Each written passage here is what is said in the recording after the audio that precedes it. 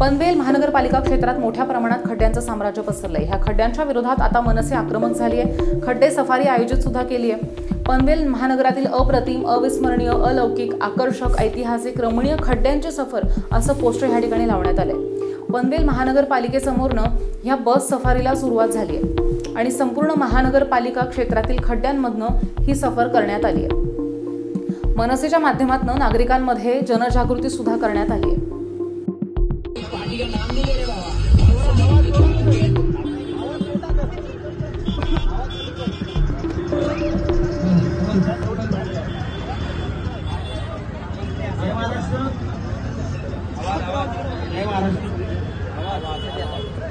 सर्व आता जोड घेतलेले एकाच लाईनीत उभं राहायचंय आणि सर्व पर्यटकांना विनंती आहे की आता आपली बस इथे येईल। आपल्याला आता खड्डे सफारीवर निघायचंय, तर प्रत्येकाने त्यांना ज्या ज्या सीट दिल्या त्या सीटवरती जाऊन बसायचंय। बाकी आपले टूर गाईड तुम्हाला खड्ड्यांबद्दल माहिती देतीलच। तुमच्या नशिबाने पनवेलमध्ये सर्वोत्तम खड्डे पाहण्याची संधी तुम्हाला मिळते, त्या संधीचा अवश्य लाभ घ्या आणि सोबतच तुम्हाला खड्ड्यांमुळे काय होतं याची जाणीव व्हावी म्हणून प्रत्यक्ष यमराज आपल्या सोबत इथे आज हजर झालेले आहेत।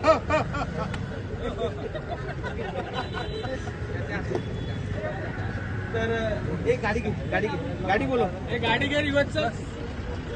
दादा, आंदोलन पुकारलंय पालिकेच्या विरोधात, नेमकी काय समस्या आहे तुमची? पनवेल महानगरपालिकेमध्ये दरवर्षीच खड्ड्यांचं साम्राज्य असतं, परंतु यावर्षी ज्या पद्धतीने कंत्राट दिली गेलेत आणि डांबरवरती फक्त डांबरची चादर टाकण्यात आलेली आहे, त्यामुळे या पावसाळ्यामध्ये पनवेलचे रस्ते खड्डेमय होणार हे सर्व जनतेला माहिती होतं, फक्त अधिकाऱ्यांना माहिती नव्हतं। ते आम्हाला कळत नाहीये, अधिकारी इथले लोकप्रतिनिधी हे फक्त कंत्राटदारांची घरं भरण्यासाठी कंत्राट देत आहेत का? कारण इथे ज्या पद्धतीने खड्डे पडलेत, हे खड्डे असं वाटायला लागले 400 वर्षापासून इथेच आहेत आणि पुढची 400 वर्ष त्यांना सांभाळण्याची जबाबदारी पनवेल महानगरपालिकेने घेतलेली आहे।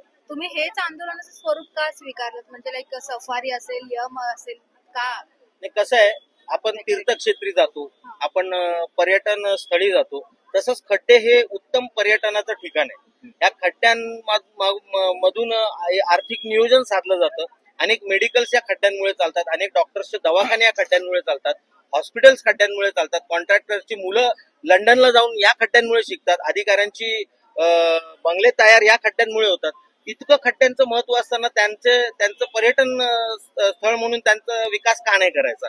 आश्वासन मिळालं?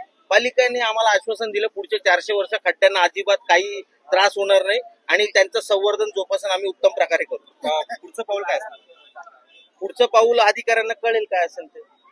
आता आम्ही लोकशाही मार्गाने आलो, सध्या नको पुढचं पाऊल त्यांना कळेल, आमचं त्यांना माहिती आहे।